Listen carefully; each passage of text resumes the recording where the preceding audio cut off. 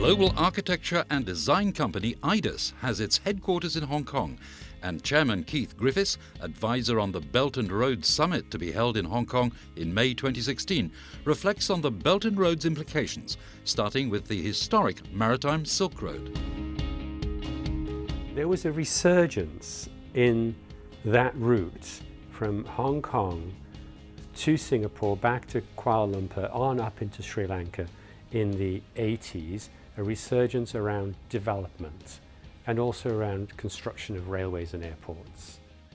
A number of significant developers from Hong Kong, people like Cheung Kong and Hong Kong Land, went down south and carried out a lot of developments. And in turn, we found that Malaysian and Singapore and Indonesian developers came through Hong Kong to develop in Hong Kong or to develop in China.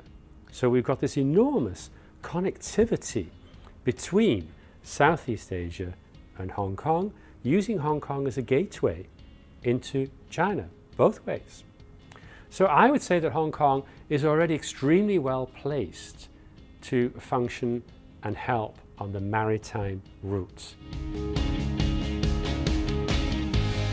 Hong Kong would have to establish its links through from Southeast Asia and on into Africa and the Middle East, but it has those links. It just needs to reopen the doors.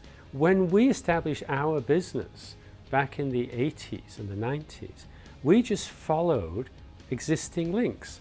We followed the developers, we followed the MTR as they went from Hong Kong out into the world. We can facilitate that because we're international designers with offices across the world, and particularly along the OBR. Hong Kong was a wonderful place to do business. It has talent, have very good universities.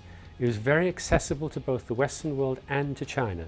So it's an excellent place to set up a consultancy design company.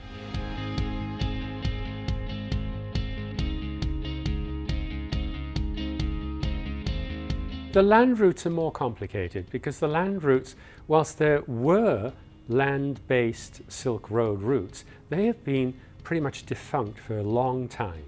Opening those routes is extremely logical now.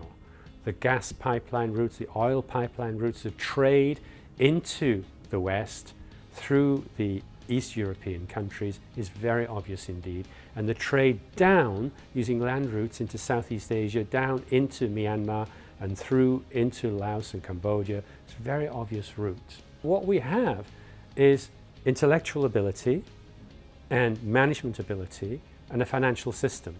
We need to understand every city that we're going to carry out a design in. But having established those cities, we're now able to help because those are the very cities that are on OBR. What we have found is that Beijing has been pushing to develop West China for quite a number of years. And we have found that we're naturally being drawn into West China to carry out projects there.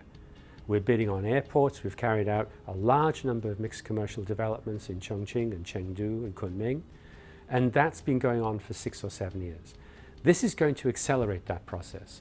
This is going to bring more developers, international developers into China. It's going to bring more Chinese developers pushing west to establish the OBR.